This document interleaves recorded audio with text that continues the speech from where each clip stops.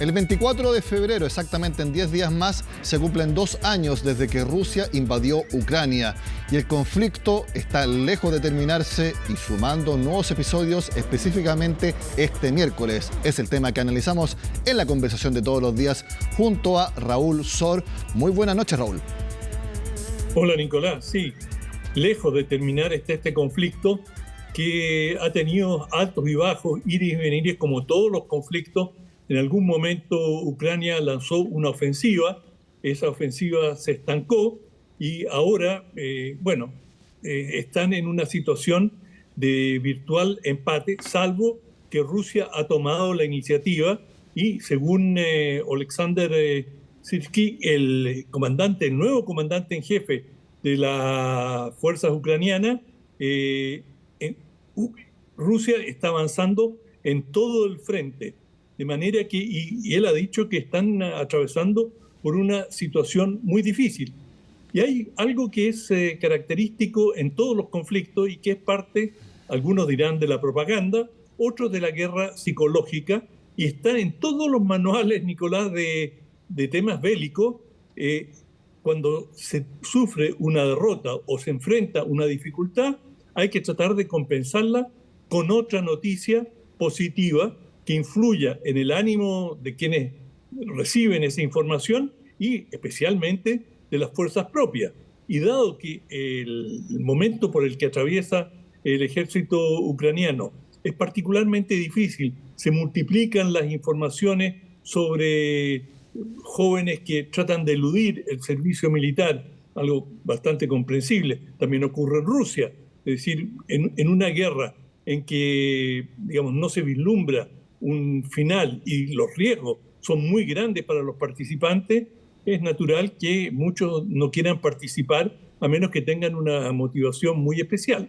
Y justamente en ese plano de la guerra psicológica, las derrotas o las dificultades hay que compensarlas con éxito. Y junto con hacer estas declaraciones, el comandante en jefe de las fuerzas ucranianas dieron a conocer que habían alcanzado un buque de desembarco de gran tamaño ruso en el Mar Negro y que lo habían alcanzado con drones navales. Estos drones navales son, en términos sencillos, son una suerte de lanchas no tripuladas, que es igual que un dron aéreo, son teledirigidas y alguna de ellas habría alcanzado en forma directa al buque. Los rusos no han hecho comentarios al respecto, pero se ha dicho que, según fuentes ucranianas, el buque se habría hundido y un buque de alto tonelaje y un buque moderno que representa un revés importante para la flota rusa del Mar Negro. Y esto, digamos, se presentó en forma simultánea a la evaluación que ha hecho este nuevo comandante en jefe de las fuerzas ucranianas, en la que reconoce que está en una situación bastante precaria y que si no hay cambios en el futuro inmediato, probablemente Ucrania va a comenzar a perder territorio.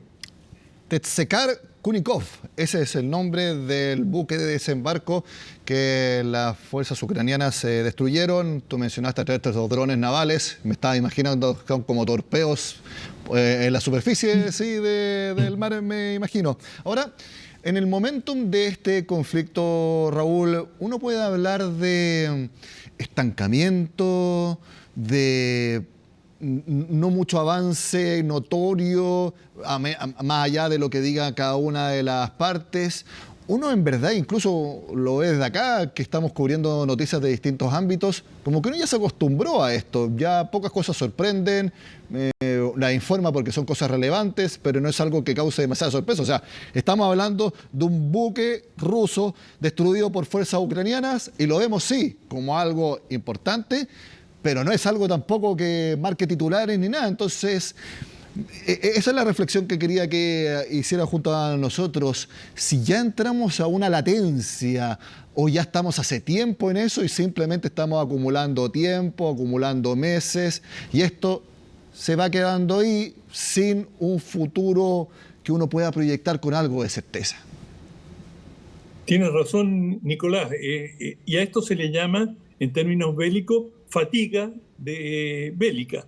Es decir, la gente en todo el mundo siguen en las noticias y bueno, esto gradualmente se transforma en rutina y cayeron 6 drones en una ciudad en Ucrania. Los ucranianos respondieron y alcanzaron algún blanco en Rusia y así sucesivamente, y eso se transforma en algo permanente y por lo tanto, como la noticia es lo excepcional, lo novedoso, en este caso y en todos los conflictos, no solo en este caso, se pierde la novedad, se produce este cansancio, esta fatiga, como se dice, y bueno, además, en este caso hay una variante bastante fuerte, que también en periodismo decimos una noticia mata a la otra.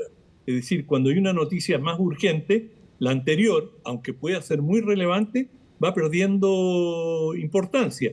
Y en este caso, la guerra en Gaza ha acaparado los titulares y las imágenes y se sigue, digamos, el volumen de la tragedia humanitaria que se está viviendo en Gaza es de tal magnitud que algunas víctimas, decenas de víctimas en Ucrania o en Rusia, pasan a ser un pie de página en relación al tormento al que están sometidos los gazatíes en una ofensiva que ya está en el 4.º mes, pero que tiene un volumen en términos de sufrimientos humanos muchísimo mayor. Y por lo tanto la situación en Ucrania ha quedado postergada. La razón para hablar de esto hoy es que los rusos han estado señalando que se rompe el empate, que ellos están en condiciones de avanzar y que, digamos, tienen ahora ciertas ventajas, están en pleno invierno y que hay una situación compleja para los ucranianos, especialmente porque en Estados Unidos, y este es un tema muy importante, es decir, las guerras son extraordinariamente caras y consumen un volumen indescriptible de munición, de armamento. Esa es la naturaleza de las guerras.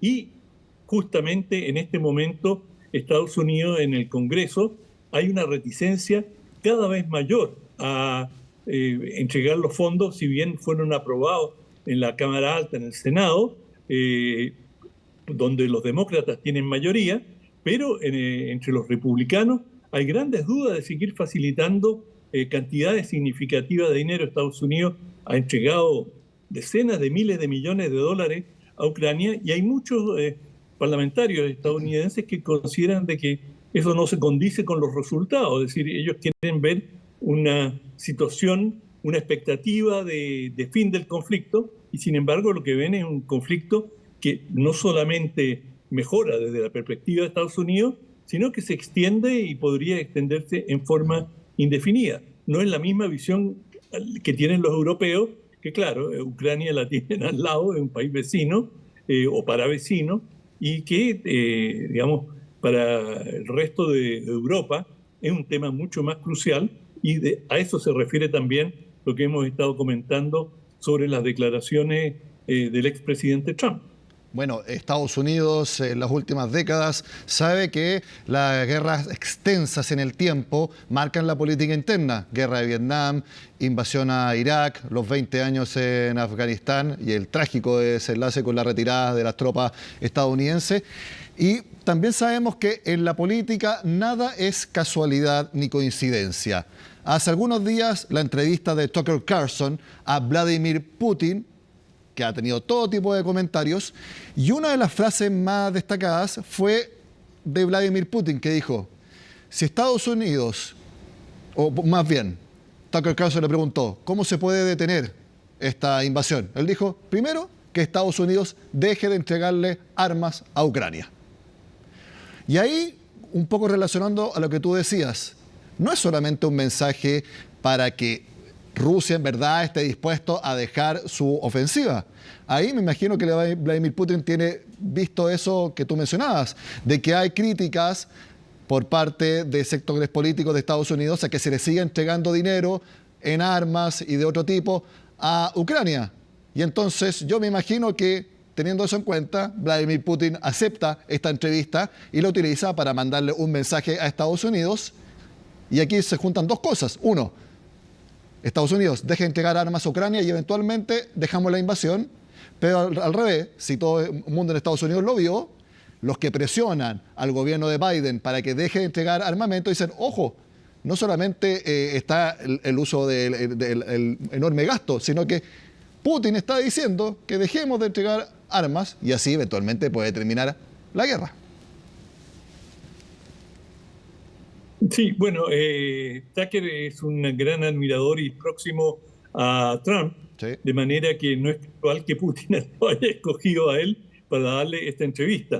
Es decir, Putin es muy renuente a dar entrevistas y esto fue un cálculo político muy fino por parte del Kremlin para hacer justamente lo que tú has dicho, mandarle un mensaje a la clase política estadounidense, que son los que se van a interesar en esta entrevista con Putin. La gran mayoría del público va a leer los titulares y no pasa de allí.